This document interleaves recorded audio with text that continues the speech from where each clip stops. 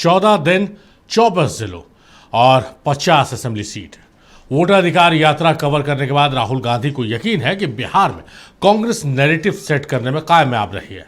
यात्रा के बाद कांग्रेस की सर्वोच्च संस्था CWC की बैठक पटना के सदाकत आश्रम में बुलाई गई, ठीक वैसे ही जैसे 2023 में चुनाव से पहले तेलंगाना में बुलाई गई थी।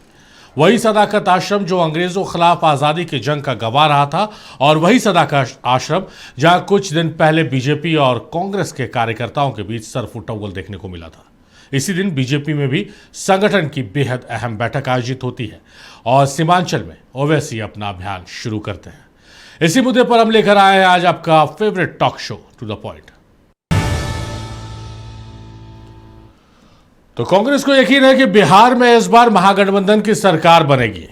पार्टी इस कदर मुतमईन है कि सरकार बनने के बाद उसने अति पिछड़ा न्याय संकल्प के तहत उन 10 बड़े फैसलों का भी ऐलान कर दिया जो महागठबंधन की सरकार जीतने के बाद लेने वाली है। इस फैसलों की बात बाद में होगी। पहले आपको बताते हैं कि पटना में CWC की बैठक से क्या हासिल करना चाहती है कांग्रेस।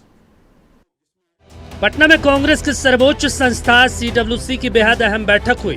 बैठक में कांग्रेस अध्यक्ष मल्लिकार्जुन खड़गे, राहुल गांधी समेत कांग्रेस के 170 वरिष्ठ नेता मौजूद थे। करीब 4.5 घंटे तक ये बैठक चली। इस बैठक में पार्टी के 51 नेताओं ने अपनी बातों को रखा। केशरी वेणुगोपाल का दावा है कि काउंटडाउन शुरू हो गया है और बिहार में 2 महीने में महागठबंधन की सरकार बनने वाली है। उन्होंने ये भी कहा कि पार्टी में संगठन सृजन अभियान का विस्तार किया जाएगा। पार्टी ने बिहार की जनता से सामाजिक राजनीतिक लड़ाई में साथ देने की अपील की है। We are doing basically 3 programs. We have done vote chor gaddi chor slogan per. We are already done 2 programs. One is night marches in the district headquarters. All over India we have done, our entire party purpose done night march with 1,000 and 10,000 people participated in each district. Number 2, state level rally on the same issue with huge participation. We are demonstrated. Vote chor gaddi chor. September 15 to October 15, we planned a massive signature campaign. 5 crore people will sign the paper demanding asking 5 questions to the Election Commission of India. 15 सितंबर से लेकर 15 अक्टूबर तक 5 करोड़ हस्ताक्षर का अभियान निकाला जाएगा और ये 5 करोड़ सिग्नेचर हस्ताक्षर इलेक्शन कमीशन को सौंपे जाएंगे। एक इलेक्शन कमीशन जो हमारे सवालों का जवाब नहीं दे रहा है, जो इलेक्शन कमीशन ने साजिश रची है, प्रधानमंत्री और गृह मंत्री के कठपुतली बन गए हैं, उस संदर्भ में जो हम सिग्नेचर कैंपेन चला रहे हैं वही 5 करोड़ हस्ताक्षर हम इलेक्शन कमीशन को सौंपेंगे। कि जो सरकार वोट चोरी से बनेगी वो सरकार पेपर लीक कराएगी, वो सरकार पलायन नहीं रोकेगी, वो सरकार भ्रष्टाचार करेगी, वो सरकार देश के जल जंगल जमीन को अपने दोस्तों के हवाले करेगी। और ये देखने को मिला कि कैसे यह वोट चोरी से बनी सरकार जमीन चोर दी है। आजाद भारत के लिए संविधान बनाने का काम शुरू हो, इस वास्ते संविधान सभा के निर्माण का प्रस्ताव 1940 में मौलाना अबुल कलाम आजाद की अध्यक्षता में कांग्रेस वर्किंग कमेटी की बैठक में लिया गया था। CWC की पटना में बैठक के 85 साल बाद कांग्रेस मौलाना मजरुल हक और अबुल कलाम आजाद की सेकुलर सियासत संविधान और सदाकत आश्रम के प्रतीक के तौर पर इस्तेमाल कर रही है।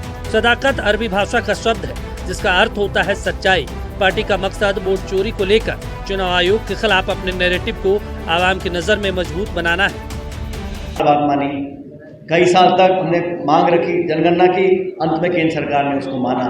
तो अंत में एक करते वही हैं जो जनता विपक्ष इनसे करवाना चाहती है, लेकिन जिद, अहंकार और अड़ियल रवैये से जनता का, मतदाताओं का नुकसान हो रहा है। तो आज की इस मीटिंग से मुझे लगता है कि हमारी पार्टी को और पूरे देश के यहाँ हमारे नेता आए हुए हैं, तो निश्चित रूप से सबने संकल्प लिया नेताओं ने कि बिहार चुनाव में चाहे किसी प्रदेश का भी हो, छोटा नेता बड़ा नेता समर्पित भाव से इस चुनाव अभियान में कंधा देगा। हमारे गठबंधन को, पार्टी के चुनाव प्रचार में राहुल जी खुद, प्रियंका जी, खड़गे साहब, हम सब लोग मिलकर प्रचार करेंगे बिहार में, क्योंकि बिहार में अब बदलाव होना निश्चित है।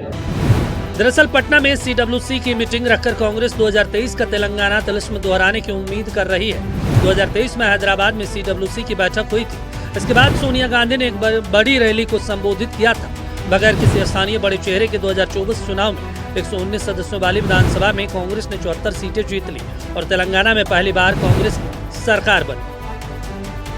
ये बिहार में भी आपने कहा तेलंगाना के बाद और बहुत बार वर्किंग कमेटी की बैठक हो चुकी है, लेकिन चुनाव भी है और बिहार में वर्किंग कमेटी की बैठक हो रही है। सदाकत आश्रम में ये अपने आप में महत्वपूर्ण। पटना में CWC की बैठक में जाहिर है सबसे अहम एजेंडा था बिहार चुनाव की रणनीतियों पर चर्चा करना।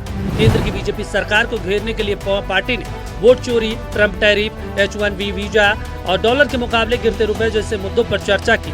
पार्टी में सहमति बनी कि बिहार और देश में नए सिरे से जातीय जनगणना की मांग उठाई जाए। इसके अलावा आरक्षण की सीमा को 65% तक बढ़ाने और आरक्षण की बड़ी सीमा को 9वीं अनुसूची में डालने की मांग उठाने पर भी चर्चा हुई। एक अहम मुद्दा इंडिया ब्लॉक में सीट बंटवारे में कांग्रेस की सीटों को लेकर रहा। पार्टी 74 सीटों पर चुनाव लड़ना चाहती है। हालांकि इस पर तेजस्वी यादव के साथ बातचीत जारी है। देश की अपनी रणनीति है दबाव डालने का, गठबंधन के बीच वातावरण बनाने का। चुनाव आता है तब इस तरह का कार्य लंबे समय तक यहाँ रहे। आज तक इस तरह के एक्टिविटी में ये कहीं बिहार को सम्मान नहीं दे सके, बिहार के लोगों के बीच कहीं अपनी उपस्थिति दर्ज नहीं कर सके। चुनाव है इसलिए ये वातावरण बना रहे हैं। ऐसे भी कांग्रेस के लोग CWC की बैठक एक औपचारिकता भर निभाने का है। वहाँ तो जो कहेंगे वंशवादी परिवारवादी लोग वही वहाँ पर पूरे लोग स्वीकार करेंगे। कांग्रेस की क्या स्थिति है बिहार में, यह किसी से छिपा हुआ नहीं है। कांग्रेस राजद की बैसाखी पर है और अपना प्रेजेंस दिखाने की कोशिश हर बार चुनाव के पहले कांग्रेस के लोग करते हैं।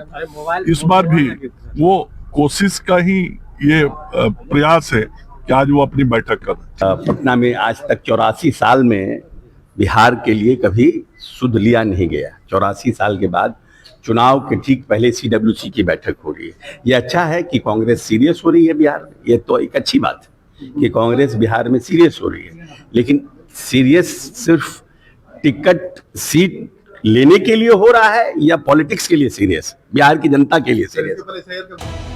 एक तरफ कांग्रेस ने CWC की बैठक बुलाई तो दूसरी तरफ बीजेपी ने संगठन जिला की बैठक बुलाई, जहां चुनावी तैयारी, संगठन की स्थिति और उम्मीदवारों के नाम पर चर्चा की गई।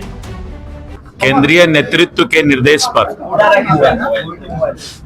बिहार के कोर कमेटी के सदस्यों के द्वारा, जिस कोर कमेटी में हमारे सभी शीर्षस्थ नेता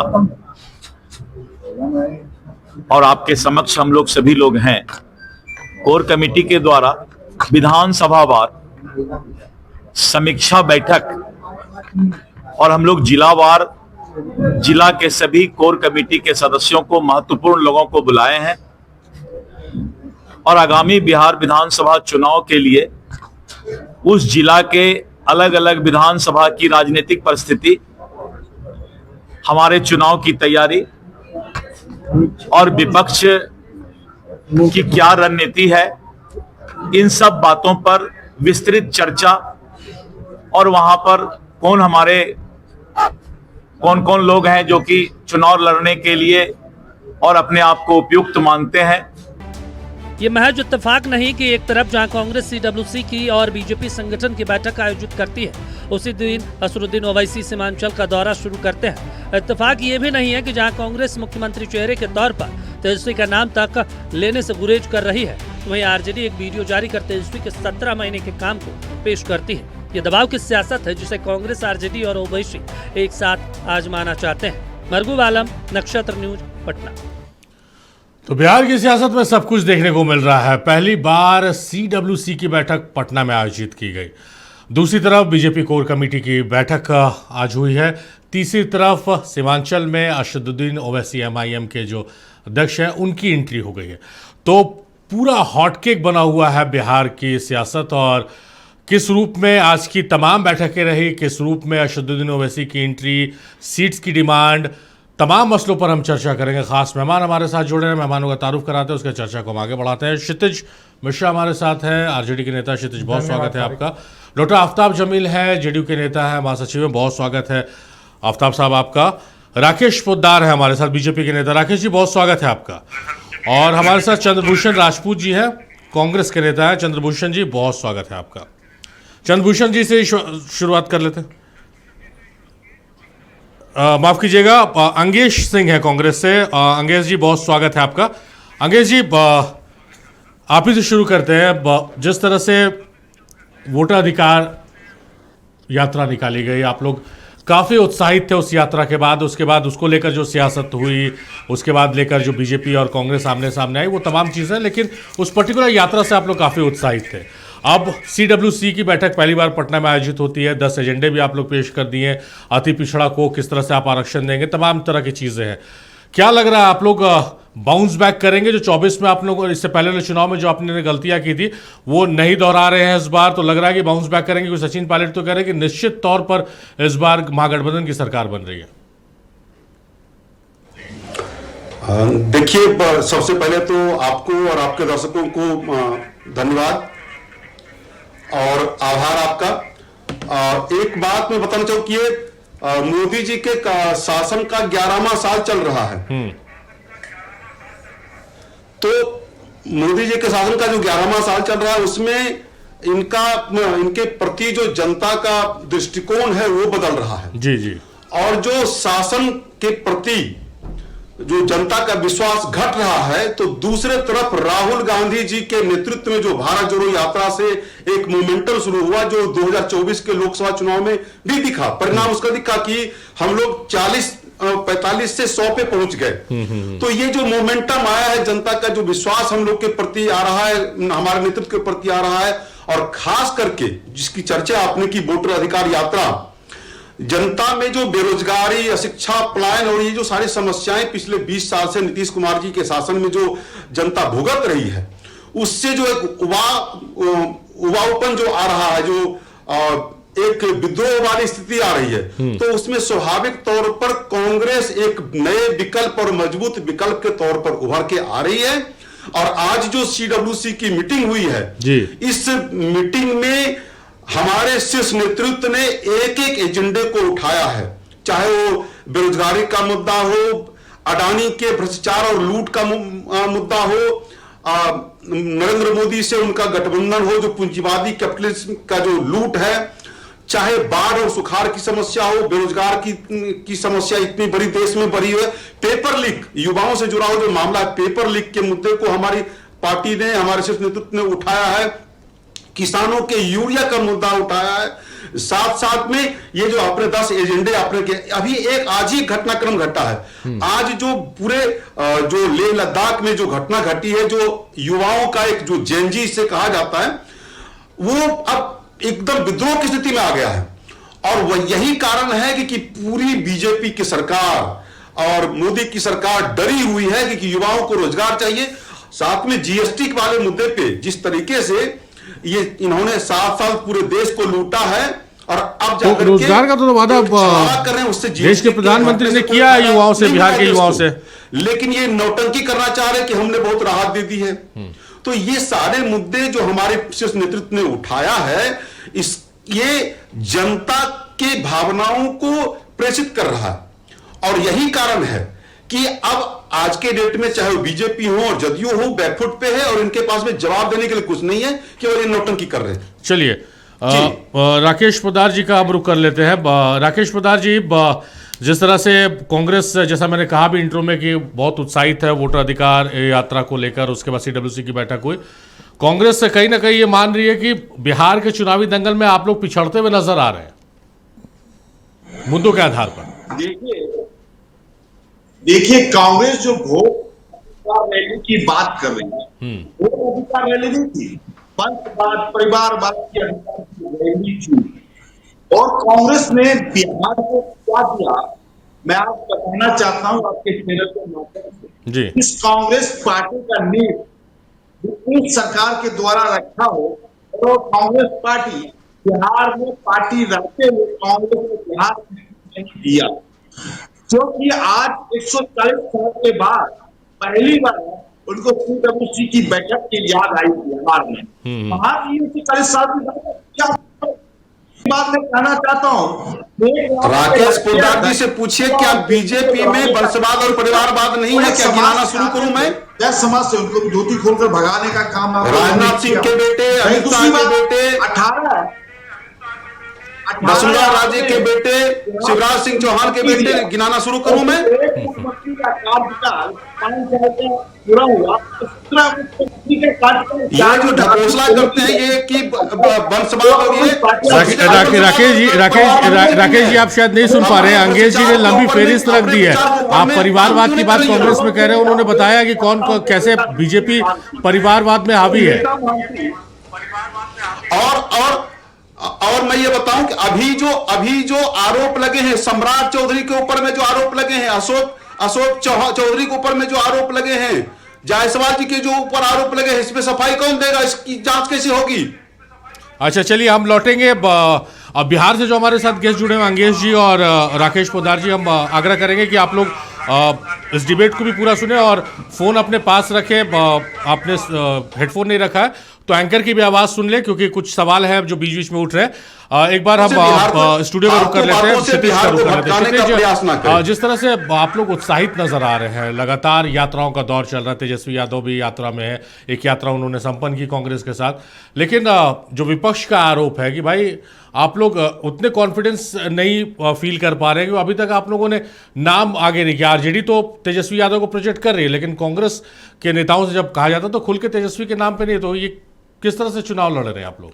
देखिए, आरजेडी ने नाम वो किया है, हर एक पार्टी का वो होता है, और हमारे बिहार के मुख्यमंत्री के चेहरा तेजस्वी यादव ही हैं, और कुछ दिन के बाद दो हफ्ता के बाद ये सब तय हो जाएगा और आपके सामने हमारे शीर्ष नेता इस चीज़ को रखेंगे कि बिहार के मुख्यमंत्री के चेहरा। बीजेपी वालों को अगबकाने की आवश्यकता नहीं है, डरने की आवश्यकता नहीं है, डरने मतलब कि परेशान होने की आवश्यकता नहीं है। आपको परेशानी अभी और ज्यादा बढ़ने वाला है। 2 हफ्ता 3 हफ्ता के अंदर में आपको पता चल जाएगा कि तेजस्वी यादव ही मुख्यमंत्री का चेहरा होंगे, जो कि हमने निश्चित किया हुआ है। इन्होंने कहा कि हम कॉन्फिडेंट नहीं है। कहां से कॉन्फिडेंट नहीं लग रहे हैं? आपको वहां पे राजनीति करने पे ला दिए हैं हम लोग, आपको मजबूरन वहां पे राजनीति करना पड़ रहा है भाई साहब। ये कॉन्फिडेंस नहीं है तो अब क्या चाहिए? हमारा जनसैलाब देख करके भारतीय जनता पार्टी इतने डरी हुई है कि वो उल जलूल बात कर रही है। अब हमारे स्टूडियो में बैठे हुए एक प्रवक्ता ने अभी कहा परिवारवाद का नाम, क्या सम्राट चौधरी को चुनाव नहीं लड़वाइएगा? क्या क्यों टिकट नहीं दीजिएगा? आप क्या चिराग पासवान को नहीं रख रहे हैं ना, जीतन राम मांझी को नहीं ना रख रहे हैं कि उन लोग को रखिएगा?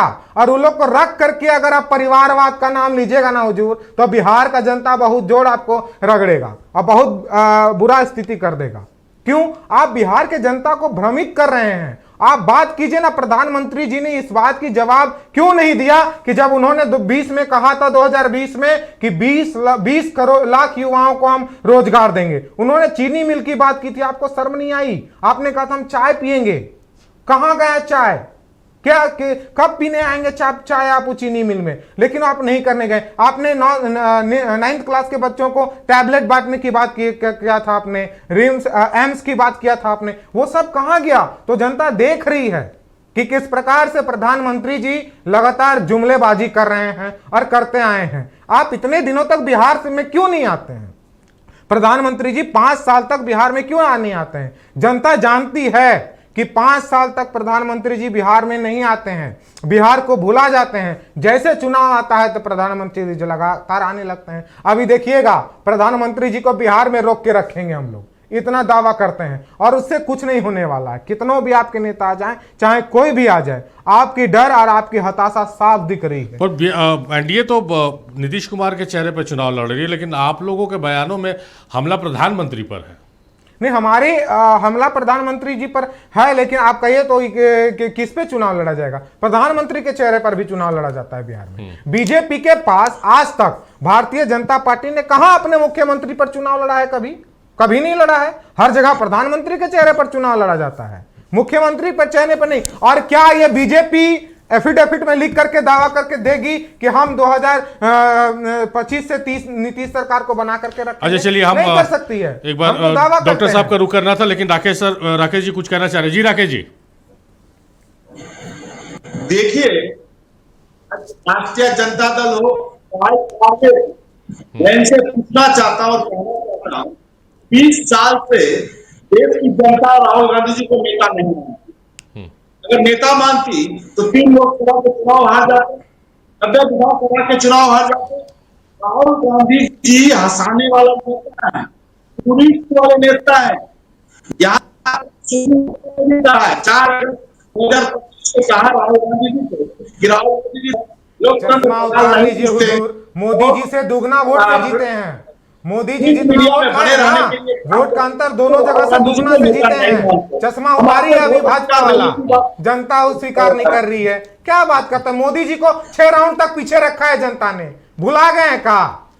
कुछ भी बोलते हैं। राकेश जी, महोदय जी बोलने के लिए बुलाए हैं तो बोलने का जवाब है। कुछ बोलिएगा, कुछ बोलिएगा। अच्छा राकेश जी, लौटते हैं आपके पास, आपको पूरा समय हम देंगे कि आप अपनी बात मुकम्मल करके रखें। हम लौट रहे एक बार आफ्ताब जमील साहब का रुख कर लेते हैं। आफ्ताब साहब, जिस तरह से बिहार में अभी तक देखा जा रहा था कि एनडीए क्लीन स्वीप की तरफ बढ़ती थी या अपर हैंड रहती थी हमेशा, लेकिन इस बार तमाम जो राजनीतिक विशेषज्ञ हैं वो भी खुलकर नहीं कह पा रहे हैं। नेक टू नेक फाइट है, कभी ऊंच कभी नीच, 19-20 हो रहा है। किस रूप में देख रहे हैं ये 20 साल का जो शासनकाल, उसकी वजह से या कुछ गलतियां रह गई? नहीं, देखिए, मैं तब से सुन रहा था भाई, कांग्रेस के अंगेश भाई बोल रहे थे और क्षितिज भाई भी बोल रहे थे। जी जी, मैंने सुना है इन लोगों की बातों को, और ये लोग खुशफहमी में हैं।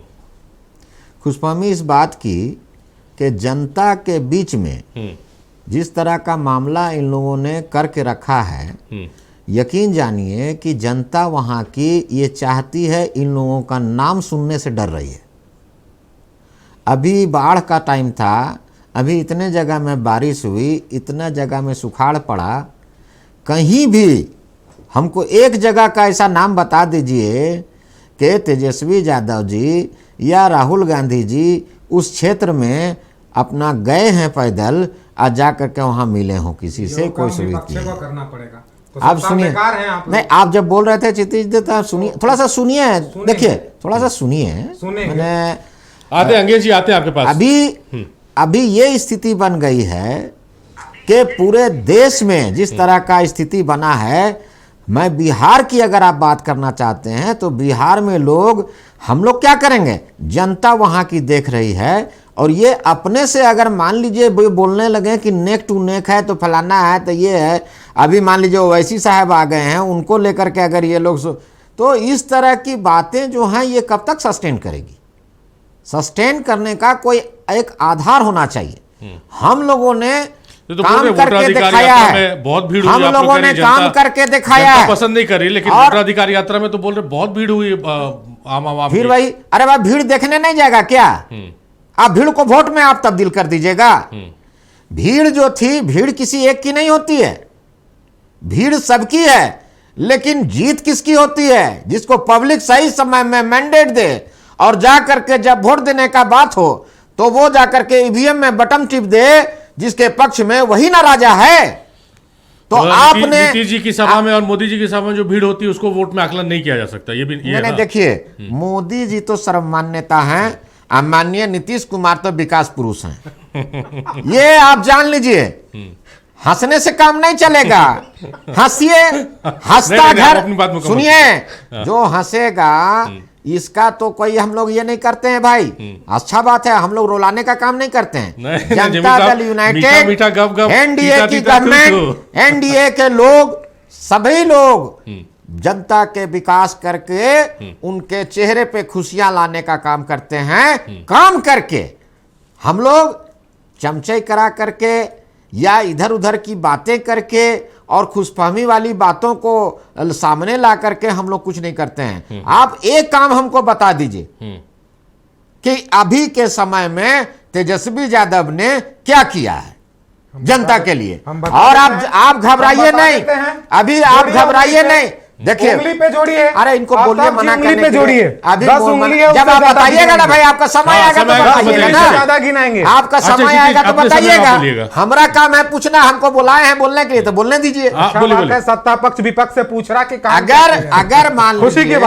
व्यवस्था बनानी है तो आप लोग अपना व्यवस्था बनाइए, पहले कांग्रेस को ठीक कीजिए, उसके बाद आरजेडी अपना ठीक हो जाए। जितना आप लोग गलबागी लगा करके घूमने वाले लोग हैं, पहले आपस में तो तय कर लीजिए, बाद में आप एनडीए से लड़ने का काम कीजिएगा। दूसरी बात कि जो जायज बात है तेज प्रताप जी ने कहा और रोहिणी जी ने कहा है, और आपको मैं बताना चाहता हूं आने वाले समय में तेजस्वी यादव को इसका जवाब देना पड़ेगा, अपने परिवार को देना पड़ेगा, जनता को देना पड़ेगा।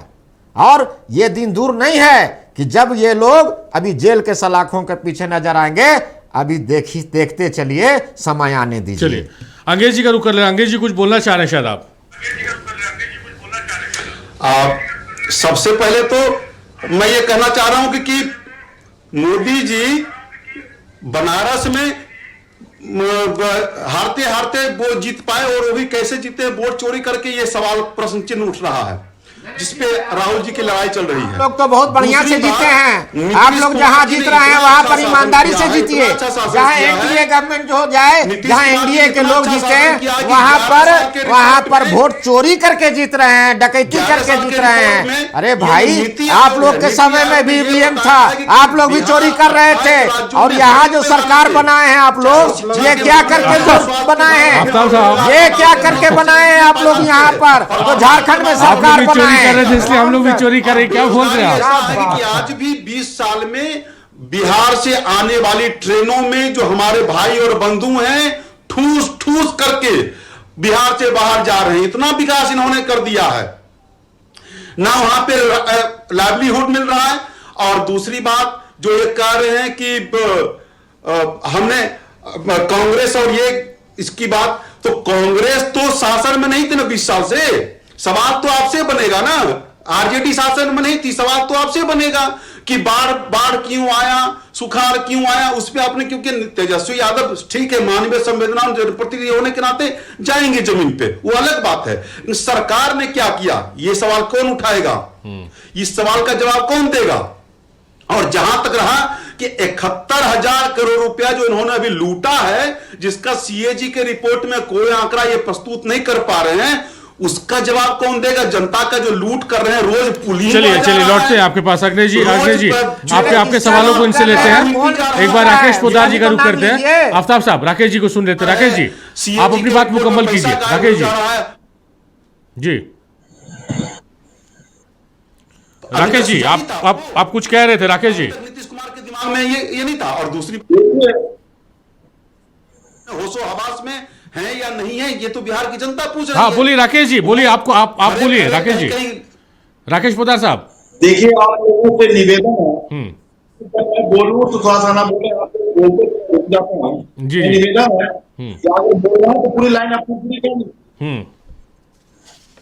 मैं कहना चाहता हूं आपकी बात कर रहे हैं, शुरू हो गया। अग्नेश जी राकेश जी कुछ कह रहे, सुन लिया जाए, फिर उनका भी जवाब दे दीजिएगा। अग्नेश जी राकेश जी, पूरी बिहार की जनता जान रही है। और जहां तक रहा एक बार अग्नेश जी मेरी आवाज नहीं सुन पा रहे, पीसीआर अगर हम उनको म्यूट कर पाए तो। मोदी जी के जब राकेश जी, हाँ बोलिए राकेश जी। तो जीविका, आंगनबाड़ी, राकेश जी आप बोलिए। राकेश जी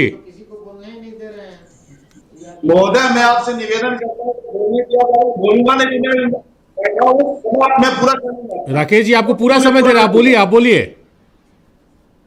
देखिए बिहार की विकास की बात कर रहे हैं, नीतीश कुमार जी ने काम करके दिखाया बिहार में। बिहार के अंदर आज हमने 6 करोड़ 15 लाख लोगों का खाता खोल के दिखाया, 20 लाख लोगों को गरीबी रेखा बाहर किया।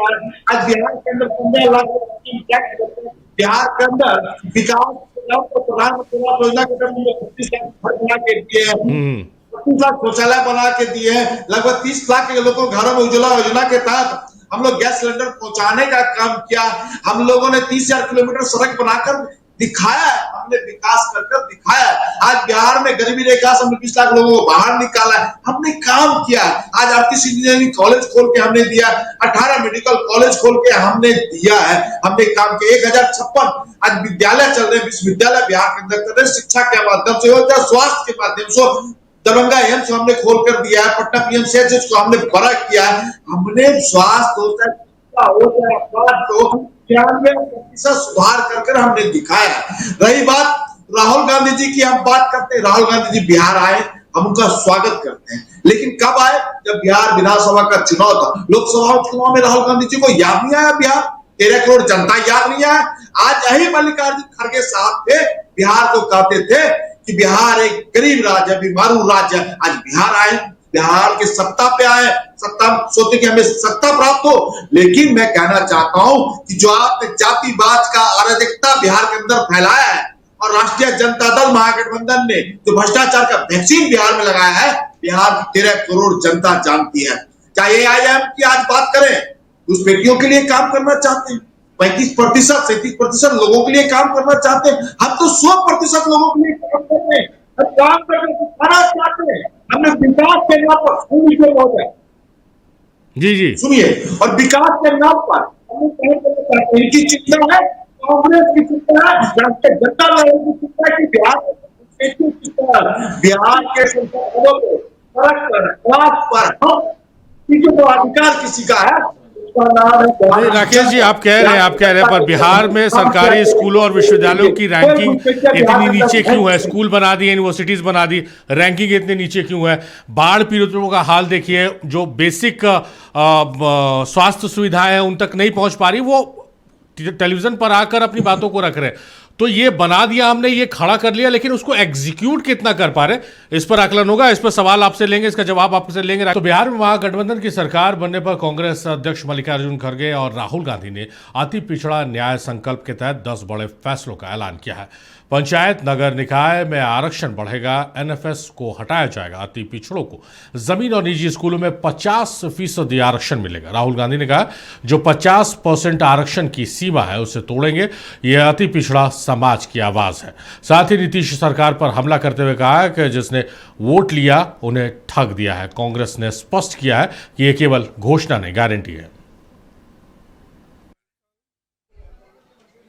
राहुल गांधी जी, तेजस्वी जी और हमारे मंच पर बैठे हुए सभी नेतागण एक होकर ये दस्तावेज तैयार किए हैं, और जब हमारी सरकार आएगी, जल्दी आने वाली है, तो उस वक्त ये सारे चीज ध्यान में रख के हम एक एक करने जा रहे हैं। तो इसीलिए जो जनता का सपोर्ट हमें चाहिए।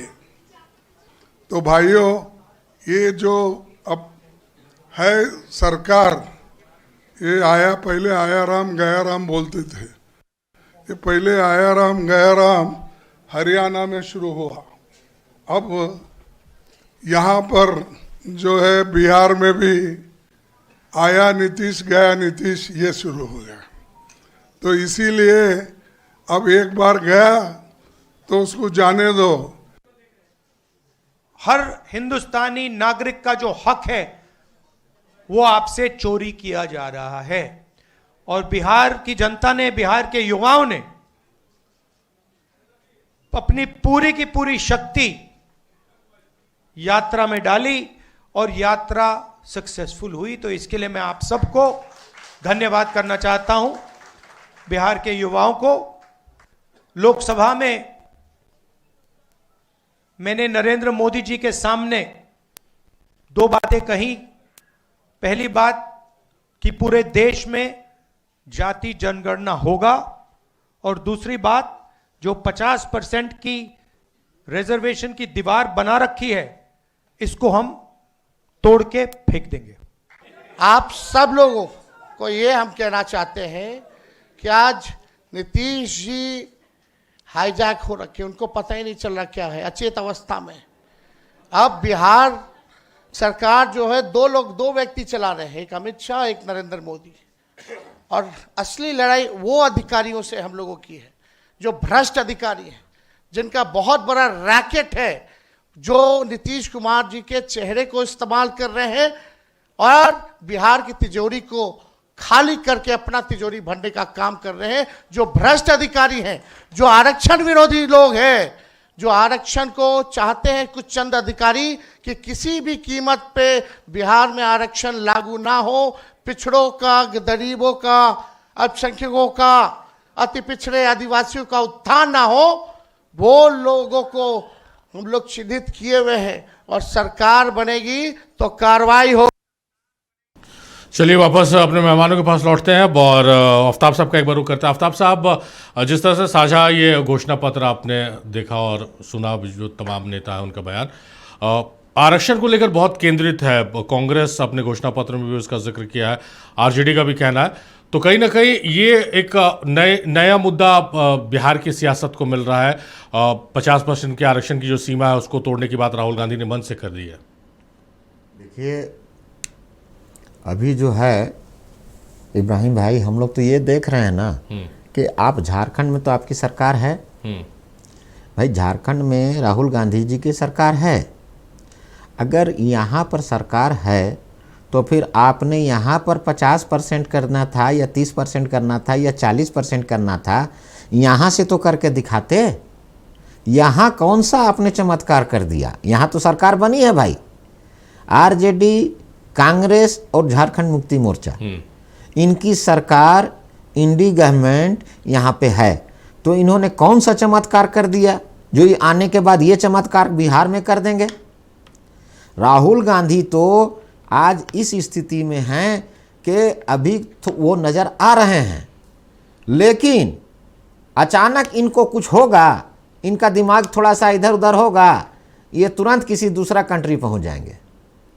जब भी बिहार हो, झारखंड हो या देश हो, जब भी राष्ट्र को इनकी आवश्यकता पड़ती है, ये देश में नजर नहीं आते हैं और ये नजरबंद हो जाते हैं। इनको क्या मालूम है गरीबों के समस्या के बारे में? इनको क्या जानकारी है कि देश किस तरह से चलती है? और ये बोलते हैं विकास। ये कौन से मॉडल को ये लागू करना चाहते हैं? हम तो बताना चाहते हैं, आप एक भी मॉड्यूल दिखाइए ना भाई हमारे यहां झारखंड में करके। आपने कुछ नहीं किया है सिवाय बर्बादी के। जिस तरह से यहां पर कांग्रेस का लूट मचा हुआ है झारखंड में, ये आप बयान नहीं कर सकते हैं। इसी चीज को ये बिहार में लागू करना चाहते हैं, लेकिन तो बिहार में तो आपके मंत्रियों का विरोध हो रहा है। श्रवण कुमार जहां जहां अपने गृह जिला में गए वहां पर विरोध हो गया उनका, मंगल पांडे का विरोध हो रहा है, जिग्नेश मिश्र का, मुख्यमंत्री का विरोध हो रहा है, नीतीश कुमार का वाल्मीकि नगर में, उससे पहले उनसे सवाल पूछा गया बेगूसराय में। देखिए विरोध नहीं हो रहा है, दो चार उस टाइप के उचक्के लोगों के द्वारा खड़ा करके करवाया जा रहा है। एक होता है मैनिपुलेट किया जाना और एक होता है कि जनता अपने आप करती है। यहां कहीं भी जनता अपने आप नहीं कर रही है। तो आप देख रहे थे बहुत तरह के इस तरह का प्रदर्शन हुआ, जिस प्रदर्शन में समझ में आ गया सारे लोगों को, छात्रों को भी पता चल गया कि कौन से लोग हम लोगों के बीच में घुस गए थे। तो ऐसे लोग चिन्हित तो ऐसे लोगों सरकार आपकी है। ऐसे लोगों को आप जब पकड़ा जाइए तो आप बोलिए कि नहीं मंच में कोई दूसरा घुस गया था। आज जब आप गाली दीजिए मंच से तो उस टाइम में चुपचाप आप हैं। किसी नरेंद्र मोदी जी के माननीय प्रधानमंत्री है देश के, उनको, उनकी माताश्री को आप गाली दे रहे हैं और वो गाली को आप फिर बाद में क्या कर दिए कि नहीं नहीं तो बाहर का लड़का था। अरे भाई, तो इसका मतलब सब आपके यहाँ बाहर के लोग रहता है। आप चोर उचक्का को बुला करके आप घटना करवाना चाहते हैं। तो सरकार आपकी वैसे लोगों को चिन्हित जो आपने कर लिया तो जेल भेजिए। आप डिस्टर्बिंग एलिमेंट्स को ला करके खड़ा करना तो जेल भेजिए ना आफ्ताब साहब। डिस्टर्बिंग एलिमेंट जब चिन्हित है तो जेल भेजिए। तो भाई ये तो आपको ना चाहिए कि जेल भेजिए, हम आप ना अपने मन से लाए थे गाली दिलवाने के लिए। हमरा तो जब करना होगा तो काम हम लोग करिए रहे हैं। चलिए देखिए, लॉ एंड ऑर्डर बिहार में हम लोगों ने किसी कीमत पर भी, माननीय नीतीश कुमार 0 टॉलरेंस पर काम करते हैं। आज तक पूरे देश में एक ऐसा व्यक्ति नहीं है जो माननीय नीतीश कुमार के ऊपर में ये बता दे कि हाँ इन्होंने किसी से एक भी किसी तरह से किसी से 1 रुपया लिया हो किसी काम के बदले में। लेकिन आरजेडी में माननीय लालू यादव से लेकर के अभी तक क्या हुआ सबके सामने है। नौकरी दे रहे थे तो इनका सबका जमीनें ले रहे थे, नौकरी ले रहे थे तो कुछ प्रॉपर्टियां दे दीजिए। तो भाई ये चीज जनता दल यूनाइटेड नहीं कर सकता है, ये चीज एनडीए नहीं कर सकती है। आफ्ताब साहब, नितेश सिंह हमारे साथ जुड़ गए, बीजेपी नेता। नितेश जी, बहुत स्वागत है आपका नक्षत्र न्यूज में। नितेश जी, जो अब तक का जो सवाल है जवाब है, आप थोड़ा लेट जुड़े तो हम बता दें आपको कि ये बातें उभर कर सामने आ रही है कि भाई कांग्रेस या इंडी गठबंधन के कि बाउंस बैक की है इस लड़ाई में, जैसा वोट अधिकार यात्रा हुआ है, सीडब्ल्यूसी की बैठक है, या जो घोषणाएं कर रही हैं, जो एजेंडा है उसको लेकर। तो इस बार नेक टू नेक फाइट नजर आ रही है बिहार में। देखिए एकदम क्लियर, कोई लड़ाई नहीं है, पूर्ण बहुमत से जीत रही है सर के पास, कोई मुद्दा ही नहीं बचा है। एसआईआर मुद्दा में फेल रह गए, एसआईआर मुद्दा में इतना ही फेल हो गए कि इनकी बोरिंग हो गई पूरा। तेजस्वी अलग यात्रा निकाले हैं कि एसआईआर कोई मुद्दा ही नहीं है। एक भी जनता, गरीब जनता का किसी का नाम नहीं कटा है, एसआईआर तो मुद्दा इनके लिए नहीं रहा। जितना भी योजना चल रहा है बिहार में वो एनडीए सरकार के द्वारा चल रहा है, जो गरीबों को सीधा बेनिफिट मिल रहा है, चाहे महिलाओं हो, बच्चे हो, युवा हो। तो नरेंद्र मोदी और नीतीश कुमार का डबल इंजन की सरकार बिहार में पूर्ण बहुमत से बनने जा रही है और 200 से अधिक सीट हम लोग जीतने जा रहे हैं, राष्ट्रीय जनतांत्रिक गठबंधन। तो ना ही यहाँ तेजस्वी यादव का कोई कहानी रह गया है, ना ही राहुल गांधी का। ये यहाँ कार्य समिति कर रहे हैं, इनका पूरा कहानी खत्म हो चुका है, इनका जनाधार कांग्रेस का पहले ही खत्म हो चुका है। जनता जनार्दन से विश्वास उठ चुकी है, जनता जनार्दन बिहार का कांग्रेस पर विश्वास नहीं कर रही है। देश में नरेंद्र मोदी और बिहार में नीतीश कुमार का सफल जोड़ी वही बिहार का नेतृत्व करेगा और 2025 के बाद बिहार और भी विकसित होगा। कहीं काम यदि कुछ छूटा है, कहीं कम बेस काम हुआ है, तो आगे और निरंतर काम होगा। इनके पास कोई मुद्दा नहीं है, कोई स्कीम नहीं है, ये बिना प्लान बेट में अपना घोषणा करते जाते हैं और कहीं कुछ नहीं सर बचा हुआ है। आप देख सकते हैं कि एक भी मुद्दा ऐसा नहीं है। चलिए नितेश जी, आपको लग रहा है अग्नेश जी कांग्रेस से जुड़े हुए हैं, आपका जवाब देना चाह रहे हैं, सुन लेते हैं क्या बोल रहे हैं वो। जी अग्नेश जी। सबसे पहले तो मेरी आपत्ति इस बात को लेकर के है कि इंडिया गठबंधन जो है इंडिया के नाम से है, तो उसको इंडी गठबंधन क्यों कहा जा रहा है? ये तो भारत का अपमान है, इंडिया का अपमान है। अगर मैं इसी तरीके से जो एनडीए का जो गठबंधन है तो मैं उसको भिंडी गठबंधन बोलूं, ये गलत बात है। पहले तो प्रॉपर तरीके से नाम लेना सीखिए आप लोग। दूसरी बात, जो आफ्ताब भाई बोल रहे थे कि राहुल गांधी का दिमाग खराब होता है तो विदेश चले जाते हैं, तो मोदी जी का दिमाग खराब होता है इसीलिए महीना में 25 दिन विदेश में रहते हैं। अरे सबका अपना अपना प्रोटोकॉल, अपना काम करते हैं। कौन सी ऐसी उपलब्धि नरेंद्र मोदी जी ने हासिल कर लिया? सारी तरफ से विदेश में जहां जा गए हैं वहां केवल अडानी को बिजनेस दिलवाते हैं और वहां से संबंध बिगाड़ करके चले आते हैं। आज पूरे भारत की विदेश नीति कितनी गर्त में चली गई है, इस बात का। नितेश जी आपके पास आएंगे, आप अपनी बात रख दीजिएगा, अभी अग्नेश जी को सुन लेते हैं। नितेश जी हम आएंगे आपके पास, आपको समय देंगे। बहुत अच्छा पॉलिसी है। मैंने पहले भी बोला कि नीति आयोग के रिपोर्ट में पूरे भारत में 28 स्टेट है, 28 स्टेट में शिक्षा से लेकर के स्वास्थ्य से लेकर के रोजगार सारे पैमानों पे नीति आयोग खुद बोल रही है, जो मोदी जी का द्वारा बनाया गया कि सबसे निचले पायदान पे यानी 28वें नंबर पे पलायन सबसे ज्यादा, अपराध सबसे ज्यादा है। तो इनको कम से कम अपना डेटा तो लेके आना चाहिए, केवल बस अनाप शनाप इधर से उधर। और जहां तक रहा कि एसआईआर का मुद्दा, तो अब से एसआईआर पे ज्ञानेश कुमार क्यों नहीं जवाब दे रहे? एसआईआर में ये सब सारा जो नाम, किसी का माताजी का नाम इलेक्शन कमीशन, किसी के पापा का नाम जो है चुनाव आयोग लिखा हुआ आ रहा है, और ये जो 0 और XYZ आ रहा है, ये कौन हम आसमान से पैदा हो रहा है? ये तो इलेक्शन कमीशन के इस पे ही आ रहा है ना। ये कौन जवाब देगा आपको मुद्दे से भटकाने के? बीजेपी की सबसे गलत आदत है कि वो मुद्दे से भटका, जब फंस जाती है बीजेपी तो मुद्दा से हमेशा भटकाने का प्रयास करती है। अरे अब जनता इतना बेवकूफ नहीं रह गई है। कहीं आप फिर बोलिएगा कि क्या आप ये कह रहे हैं? जनता पढ़ लिख रही है और वो आपके प्रयास से नहीं हो, पढ़ लिख करके लोग जागरूक हो रहे हैं और सवाल पूछना चाह रही है आपसे, सवाल पूछ रही है, उसका जवाब मिलेगा। जवाब चुनाव नहीं मिलेगा। आप पूरे भारत बिहार में घूमोगे और पूरे भारत में एसआईआर के मुद्दे पर क्या यही आ रहा है निकल के, एसआईआर के मुद्दे पर गद्दी छोड़, चाहे पब्लिक एलायंस में कोई भी आपत्ति नरेंद्र मोदी हो, आप जिसे खड़ा करते तो नाम वोट लिस्ट में पाया जा सकता था। ये प्रवक्ता जो लोग बैठते हैं कम उनको बोलिए थोड़ा पढ़ लिख करके आए और थोड़ा सा आंख में पानी डाल कर लाए। कितना सफेद झूठ बोलते हैं लोग। आपका लूटने का काम अच्छा चलिए चलिए हमें कोई स्टूडियो रुक कर लेते हैं। अखिलेश जी, नितेश जी लौटेंगे आपके पास।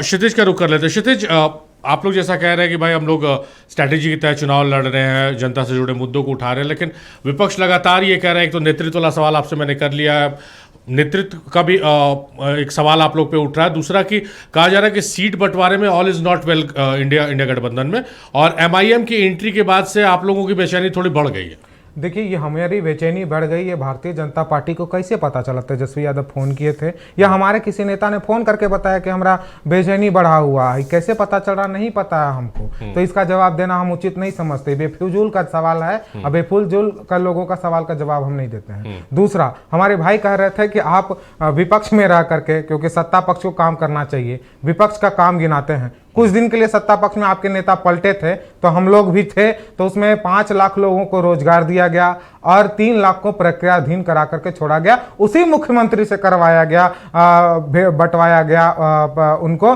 जो मुख्यमंत्री कहते थे कि रोजगार कहां से अपने पिताजी के घर से लाएगा, उसी मुख्यमंत्री से रोजगार दिलवाया गया। दूसरा, हमने जो बिहार की जो मेडिकल थे उसको ठीक करने का कोशिश किया। बीजेपी के पुराने प्रवक्ता भी जो आए हुए थे वो कह रहे थे कि दरभंगा एम्स चालू कर दिए हैं। झूठ काहे बोलते हैं सर?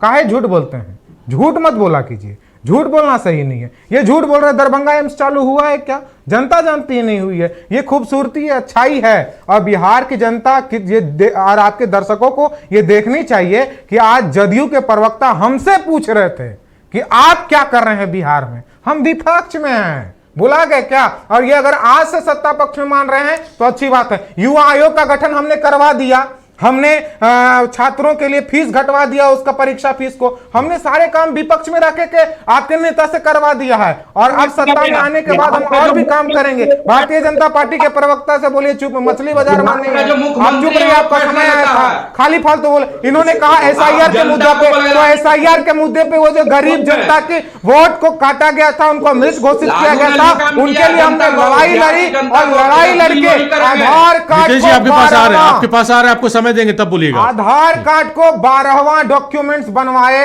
हमने जीता है उसे, आपने नहीं जीता। और यही भारतीय जनता पार्टी है जो चुनाव आयोग को डिफेंड करती हुई नजर आई और बिहार के जनता के वोट का अधिकार को छीनते नजर आ रही है। ये वो लोग हैं, तो जनता इनको जानती है। आपको हमने जुड़ा दिया हुजूर, हमारे मुद्दे जुड़ा दीजिए दिया। आपके पास क्या मुद्दा है? आपने अब तक बिहार में क्या किया? लॉ एंड ऑर्डर का बात कर रहे थे, एक तरफ कर रहे हैं हमारे मंत्री को कुछ उपद्रवी खदेड़ के भगा दे रहा है, और यही लॉ एंड ऑर्डर का बात करेंगे। अगर लॉ एंड ऑर्डर बढ़िया है तो आपके मंत्री को कैसे खदेड़ रहा है? आपके मंत्री को कैसे भगा दे रहा है? कार्रवाई नहीं कर पा रहे हैं आप, इसी वजह से आपके मंत्री को भगाया जा रहा है। अच्छा, एक बार लॉ एंड ऑर्डर में ये पीछे हैं, हर चीज में ये पीछे रह चुके हैं, और इस बार बिहार के जनता विकास की ओर बटन दबाएगी और तेजस्वी यादव को निसंदेह मुख्यमंत्री बनाएगी। अच्छा नितेश जी सवाल सुन लीजिए। सवाल ये है नितेश जी, जो विपक्ष सवाल, नितेश जी सवाल सुन लीजिए, नितेश जी सवाल सुन लीजिए, सवाल सुन लीजिए नितेश जी। अच्छा नितेश जी सवाल सुन लीजिए, नितेश जी मेरी आवाज आ रही है आप तक? नितेश जी सवाल ये है आपसे कि आप लोग कह रहे हैं कि भाई इंडिया गठबंधन में सब कुछ सीट शेयरिंग हो, चाहे मुख्यमंत्री का चेहरा हो वो स्पष्ट नहीं है, किस तरह से लोग चुनाव लड़ रहे हैं। आप लोगों में भी तो सीट शेयरिंग को लेकर अभी बवाल मचा हुआ है। अभी चिराग पासवान की पार्टी के प्रवक्ता ने, सुन लीजिए, उन्होंने कहा कि भाई स्ट्राइक रेट के आधार पर सीट बंटवारा होगा, तो आप लोग तो खुद उस चीज को सेटल डाउन नहीं कर पा रहे जिसका आरोप आप लोग लगा रहे हैं। नहीं, हमारा चिंता गठबंधन बिल्कुल एकदम गठबंधन धर्म का पालन करते हुए जैसे अगली बार चुनाव लड़े थे फिर उसी तरह चुनाव लड़ेंगे, और 25 से 30 फिर से नीतीश। कहीं कोई मामला नहीं है, कहीं कुछ ये नहीं है, कोई मामला नहीं है। हम लोग जैसे चुनाव पहले लड़े थे उसी तरह लड़ेंगे, और इस बार 200 से ऊपर सीट एनडीए जीतने जा रही है। एनडीए 243 विधानसभा सीटों पर चुनाव लड़ेगी, और हम लोग में पूरा तालमेल है, और सीट शेयरिंग भी जल्द हो जाएगा। अब चुनाव आयोग अपना चुनाव का तिथि घोषित होगा, उसके बाद हम लोग सब अपना कर लेंगे। यहाँ कोई किंतु परंतु नहीं है। बाकी तेजस्वी जी कांग्रेस जाने क्यों उनको सीएम का प्रेस नहीं बनाया जा रहा है, क्यों विलंब हो रहा है, क्या मामला है, आप लोग समझिए। शेयरिंग में वीआईपी पार्टी वाले कुछ कहते हैं, कांग्रेस कुछ कहता है, तो आप लोग तो दाव पेच फटा हुआ है आप लोग में। यही कारण है कि कांग्रेस क्या कार्य समिति का? इतने दिनों में कार्य समिति का मीटिंग पटना में क्यों नहीं हुआ? प्रवक्ता महोदय, तेजस्वी जी निकले हैं यात्रा पर अकेले, क्यों निकले हैं? आप बताइए, सफाई दीजिए आप। क्या चीज का? महागठबंधन में तो दरार है। प्रताप को जवाब दीजिए, रोहिणी को जवाब दीजिए, बिहार की जनता को जवाब दीजिए। क्या जवाब दीजिएगा बताइए ना भाई। दाव पेच तो आपके यहाँ फंसा हुआ है पूरा। बिहार की जनता को लूटे हैं अलग से। अच्छा, नीतीश जी के नेतृत्व में बिहार में विकास नौकरी दिए, क्या कर रहे थे आप? कहिएगा रोड बना दिए, नली गली बना दिए, 73,000 करोड़ भी हमें लूट लिए होंगे। कुछ नहीं दिए सर, शासन आप कर रहे थे, लूट हम रहे थे। इतना जान लीजिए। क्या बात है। सलाम है दोस्त। चलिए क्षितिज, बहुत शुक्रिया आपका। धन्यवाद। आफ्ताब साहब बेहद शुक्रिया आपका। अग्नेश साहब शुक्रिया आपका। नीतीश जी आपका बेहद शुक्रिया, आप लोगों ने अपना कीमती वक्त नक्षत्र न्यूज को इस डिबेट को दिया। बेहद शुक्रिया आप तमाम मेहमानों का। तो बिहार की सियासत इन दिनों गरमाई हुई है, बिहार में चुनाव है और तमाम पार्टियां रेस है। देखना है कि किस पार्टी के वादे पर जनता भरोसा इस बार जताती है। तो मेरे साथ फिलहाल